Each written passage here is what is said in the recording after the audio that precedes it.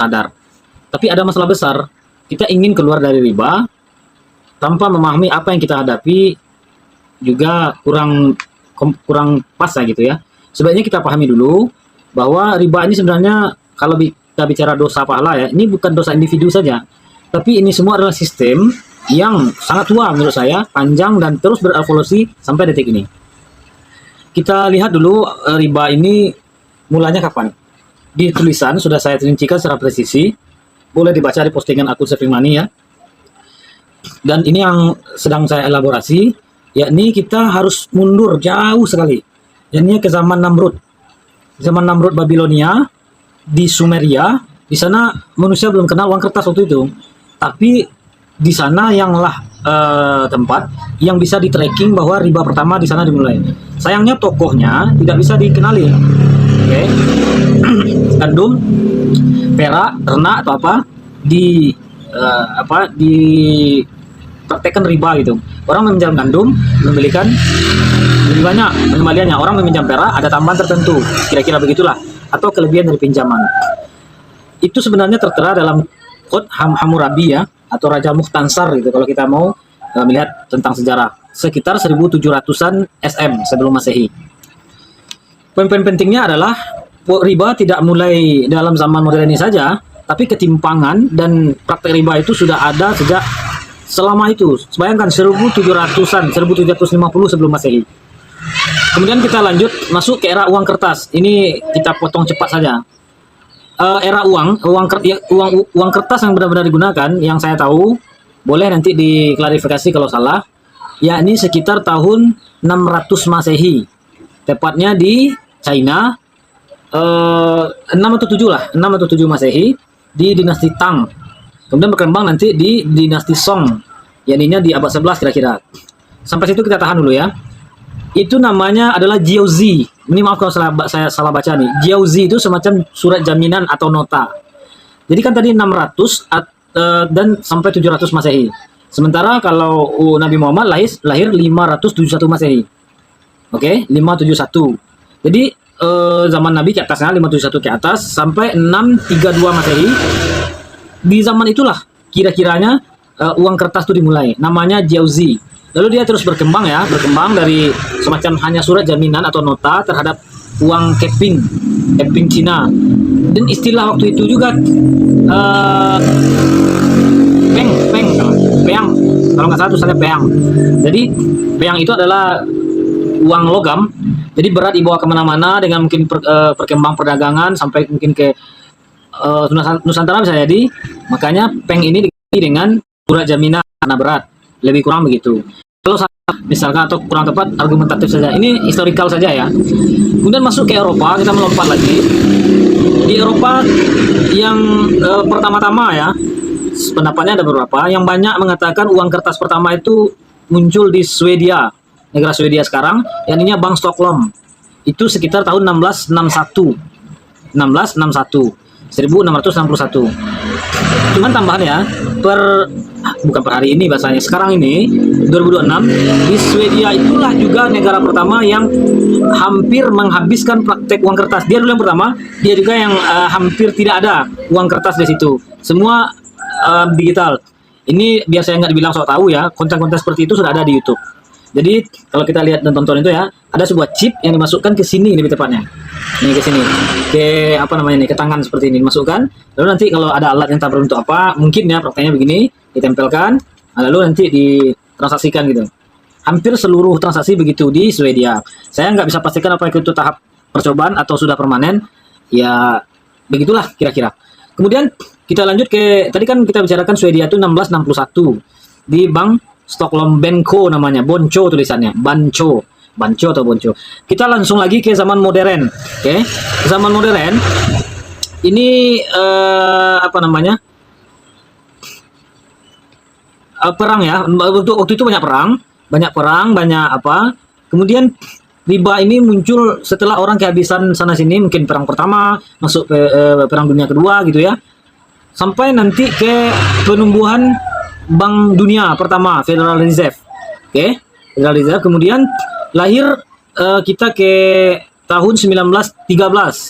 masuk ke titik balik yang sangat besar, yakni sistem lonjakan riba terbesar dari zaman kuno tadi. Kalau 1616 itu kita anggap masih tahap awal, maka di 1913 berarti 300 tahun setelahnya, di sana lahirin sistem baru, Federal Reserve. Salah satu tokoh pentingnya adalah Paul Wallenberg. Paul Wallenberg. Dia orang Jerman, dari bankir besar, kemudian punya pengalaman keluar di Eropa, lalu dia berpindah ke Amerika. Di Amerika lah dia lebih mendorong sistem dan mengarah ke riba ini. Jadi pendirian Federal Reserve ini adalah sistem kontrol yang terpusat atau Bank Dunia gitu, yang dia menjadikan sebuah sistem yang uang bisa diciptakan melalui hutang, ya, surat utang dan lain-lain. Bunga menjadi mekanisme utama. Negara ikut dalam sistem ini. Ada 3 yang penting. Uang bisa diciptakan oleh hutang, berarti ada surat utang. Yang kedua, bunga menjadikan mekanisme utama. Yang ketiga, lembaga atau negara masuk. Itu 1913. Lalu 1914 sampai 1915. Jadi Perang Dunia Pertama itu kan udah mulai-mulai tuh. Oke, udah mulai. Negara butuh dana besar. Sistem keuangan tambah bunga tadi jadi alat utama, di matching dia. Disinilah riba naik level. Oke, naik level. Kita meloncat ke 1920 sampai 1945. Ini udah masuk ke Perang Dunia Kedua. Ada 1 tahun yang membuat krisis sangat besar, namanya Great Depression 1929. Kemudian berlangsung karena perang sangat berkecamuk waktu itu. 1944 sampai 1945 banyak lembaga-lembaga Bank Dunia yang melakukan perubahan ekonomi besar. Ekonomi dunia ini dikendalikan oleh hutang, bunga, dan sistem kredit global, sama kayak 3 poin tadi.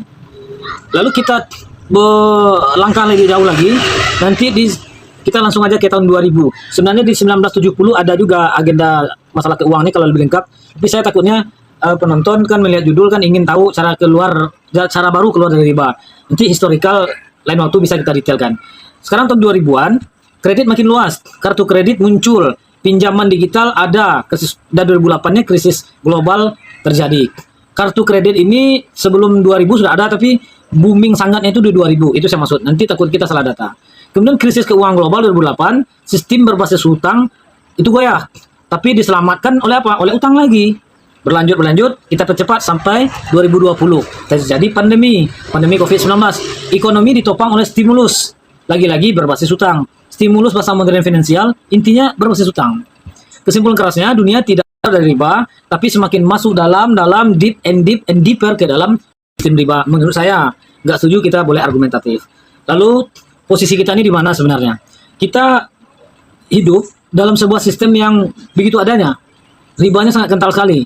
Tetapi dalam sistem itu, maka jelas sekarang kita bukan tidak tahu bahwa sekarang riba itu hukumnya haram. Kemudian riba itu menyengsarakan dan lain sebagainya. Tapi di sana adalah kita nggak bisa melawan lah, kira-kira gitulah bahasa sederhana. Kita nggak bisa melawan, bahkan jangankan kita sebagai pribadi dan individu, negara dengan negara aja nggak bisa melawan gitu. Mau melawan gimana? Ini utangnya banyak lagi, kayak gitu kira-kira ya. Kemudian kita masuk kepada ayat sebelum kita berikan solusi. Ayat yang dalam Quran itu mengatakan Allah akan memerangi riba. Seperti itu. Kita lihat dulu asbabun nuzulnya. Al-Baqarah 278 sampai 279. Tinggalkan riba, jika tidak maka umumkan perang dari Allah dan Rasulnya. Pertanyaannya, kenapa begitu keras Allah memakai ayat di situ? Asbabun nuzulnya atau latar belakangnya, ayat ini turun terkait praktek riba di kalangan Arab saat itu, termasuk kasus diantaranya Bani Sakif, kemudian Bani Mughirah. Mereka tetap menuntut kelebihan dari utang yang lama, meskipun Islam sudah melarang. Jadi, kalau secara sejarah tentu bisa dikaitkan, bukan bisa dikaitkan, memang terkait kait dia itu ya. Karena juga Yahudi juga hidup di Madinah kayak gitu. Intinya adalah sampai saya dari Madinah ini sampai ke Yastrib namanya waktu itu. Kemudian prakteknya ada, maknanya jadi jelas bahwa orang ini tetap kekeh itu mempraktekkan riba, Bani Sakif dan Bani Mughirah walaupun Islam sudah datang. Lalu apakah ini larangan ekonomi yang absolut? Tapi kenapa terjadi? Pembersihan lama yang menindas itu, bunga berbunga itu, ada yang pakai riba ini hidupnya sempit. Ada yang pakai riba ini hidupnya aman-aman saja. Disinilah berlakunya bahwa di Islam itu punya satu kaidah namanya istidraj. Ini penjelasan ini nggak boleh dipotong. Dalam konteks Islam, ada yang disebut istidraj, ditunda, bahkan dilapangkan dulu, bahkan dibiarkan saja, lebih kurang begitu. Karena apa? Bukan semua dosa langsung dibalas. Ada yang dibiarkan dulu, ada yang dilapangkan dulu. Jadi, ini ayat 279, 278, 279 bukan kontradiksi ya, bukan kontradiksi. Tetapi kalau ada orang pakai riba hidupnya susah, ada orang pakai riba hidupnya mungkin juga sukses. Kenapa? Karena dua-duanya bagian dari ujian kalau kita pakai kacamata Islami. Bukan berarti ayat yang salah, tetapi satu adalah hukum absolut dari Allah melalui Al-Quran. Yang kedua hukum kausalitas alam, hukum duniawi biasa. Rajin bekerja sampai dapat uang banyak, rajin belajar untuk jadi pintar lebih mungkin kayak gitu. Jadi terhadap orang-orang yang pakai riba hidupnya susah, apakah dia sudah beriman? Berarti dia dapat peringatan dari Allah. Harusnya dia bersyukur. Kalau dia model yang kedua, dia pakai riba tapi hidupnya susah, cuman beriman, berarti kemungkinan besar dia masuk istidraj. Tapi kalau orang non-Islam atau tidak beriman, ya sistem riba ini tentu beda pula sistemnya. Dia punya sistem sendiri kan. Tidak ada istilahnya kita nggak mau juga terlalu banyak menyebut agama orang, tapi rata-rata hanya Islam yang paling kuat dan ketat menekankan masalah riba. Ini di kesempatan lain boleh kita bahas kenapa sistem keuangan Islam ini seolah-olah kalah oleh Federal Reserve misalkan. Ya, dengan sistem bank dunia sekarang. Itu secara tinjauan ilmiahnya bisa kita hadirkan nanti. Tapi yang terpenting sekarang adalah kita masuk ke solusi. Nah, di sini kita harus panjang lebar. Baik. Setelah kita paham posisi kita bahwa kita kalau orang beriman, orang Islam gitu ya, orang Islam pakai riba, dua kemungkinan ini bisa terjadi. Pakai riba hidup susah. Berarti itu syukur, masih diperingatkan Allah. Diberi kesempatan kira-kira begitu. Pakai hidup sukses. Berarti ini kena istirahat ini. Istirahat ini mungkin ditunda hukumannya atau nanti hanya di akhirat saja. Kalau lepas pakai riba, lepas nggak mungkin, karena dalilnya jelas, tidak mungkin ya. Kalau non Muslim tidak kita bahas, ini sudah jelas banyak yang boleh dilakukan oleh luar Islam, tapi orang Islam ada aturan dan norma-norma, ada barriernya. Lalu jalan keluarnya bagaimana? Oke, insya Allah ini bukan teori, tapi ini sebuah sistem mulai dari lingkaran kecil. Kelihatan kedengaran ini klise ya, tapi ini nggak ada cara lain. Kita mau melawan sistem sulit. Kita mau membangkang kepada sistem yang sudah ada susah kalau sistemnya. Tapi kita mulai dari lingkungan terkecil. Kita hidup dalam sistem yang menarik kita ke riba, oke? Tetapi kita kadang-kadang melakukan mistake atau kesalahan. Gaji kecil, lari ke pinjaman. Kebutuhan mendesak, lari ke kredit. Gaya hidup naik, ikut cicilan. Kemudian tak punya cadangan, terpaksa berutang. Kemudian terkena musibah, sakit dan lain-lain, bingung, akhirnya ngutang lagi. Setelah utang itu terjadi, didesak, gali lubang, tutup lubang, dan begitu terus, mutar. Maka cara baru itu, yang pertama adalah lapisan satu ya, penghasilan harus ditingkatkan.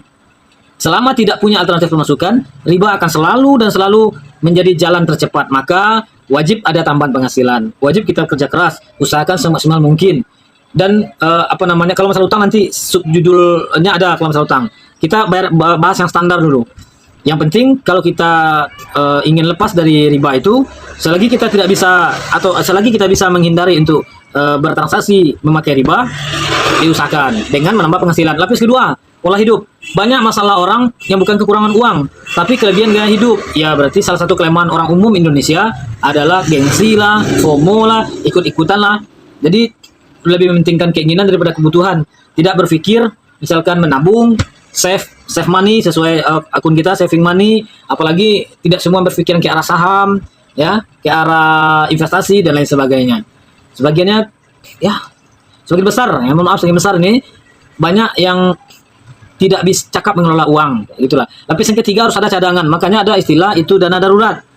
Riba paling sering masuk saat keadaan darurat itu datang, sakit kah atau apakah gitu. Jadi kita usahakan dana darurat. Dana darurat itu yang paling umum saja. Ini banyak versi ya, setahu saya 3 bulan gaji. Oke, 3 bulan gaji. Ya minimal mungkin 2 bulan gaji lah. Tapi yang umum itu 3 bulan gaji. Misalnya nggak gaji kita berapa di tempat itu ya, yang untuk makan sederhana, berarti kan seperti Sumatera Barat ini UMR per hari ini berapa ya? Sekian lah, saya takut salah angka. Atau Jakarta lah, biar Jakarta 5 juta kan UMR. Berarti kita seyogianya itu punya dana darurat 3 kali gaji kita, berarti 15 juta lebih kurang gitu. Kemudian ini dia kemungkinan besar, walaupun ini munculnya di belakang tulisan atau di belakang rekaman ini, kemungkinan besar ini terhadap orang-orang yang sudah terjebak riba. Ini sedang dalam riba ini. Pertama tentu saya berempati, bersimpati. Berarti dengan mau menonton hal seperti ini atau konten-konten lain atau membaca yang terkait riba, berarti saya berasumsi bahwa Bapak Ibu Anda semuanya ada sedikit banyak kesadaran. Mudah-mudahan itu memang ilham dari Allah bahwa riba ini tidak baik, riba ini mengandung dosa dan lain sebagainya. Maka ini bagian yang paling jujur. Karena banyak yang sudah tahu, tapi sudah terlanjur masuk. Tahu riba itu haram, tahu riba ini nggak baik, tapi sudah terlanjur masuk, tahu hukuman riba ini sangat keras. Lalu keadaannya bagaimana? Keadaan nyata yang dihadapi, dikejar cicilan, didesak-desak oleh utang, bayar pun utang kadang-kadang bayar bunga, rekening koran, terjebak dalam keadaan gali lubang, tutup lubang, dan lain sebagainya, terlalu banyak kalau mau kita sebut ya. Dan dalam hati ada merasa bersalah, karena tahu itu dosa, tapi bingung gimana mau keluar dari keadaan itu. Hal inilah yang harus saya tegaskan. Pertama, ini bukan akhir. Bersyukurlah bahwa rasa itu masuk ke dalam hati dan pikiran kita. Yang kalian tentu bertahap ya, nggak bisa simsalabim, nggak bisa langsung saja. Mungkin saya bisa berikan step by step ini, ada 6 lebih kurang langkahnya. Pertama, berhenti nambah utang baru. Berhenti masuk ke kubangan riba baru. Kemudian, catat semua utang yang sudah terlanjur itu. 2. Yang ketiga, prioritaskan mana yang paling mendesak. Ini manajemen risk. Risiko yang paling tinggi, risiko yang berhadapan dengan orang lain, risiko dengan hukum, ini dulu kan. Yang keempat, tentu cari tambahan penghasilan. Saya sebenarnya sudah, kan kalau Bapak Ibu sudah bekerja secara offline, di online sebenarnya besar kesempatannya kalau kita mau. Saya sudah tuliskan 99 cara dapat uang lewat online, bisa dicoba, terbukti menghasilkan, tidak pun oleh saya tapi orang lain karena banyak nih pilihannya. Silakan nanti di komen ya, di link komen itu kita taruh itu 99 cara dapatkan uang lewat online. Banyak pilihannya, tinggal pilih, nggak mesti semua. 1-2 saja yang mungkin bisa menambah penghasilan, lakukan dengan konsisten. Kita ulang lagi, berhenti nambah utang baru, catat semua utang yang sudah ada, prioritaskan yang paling mendesak.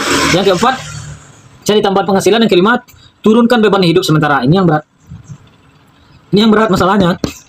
Ya, anaknya harus beli ini beli itu, harus masuk sekolah yang begini begitu, padahal utang banyak. Nah, ini yang berat. Harus meski pakai mobil ini, mobil baru, sebaiknya turunkan. Mungkin dijual mobil A, turunkan beli mobil grade C misalkan. Jadi kelebihan uang tadi bisa untuk bayar utang, untuk bayar riba.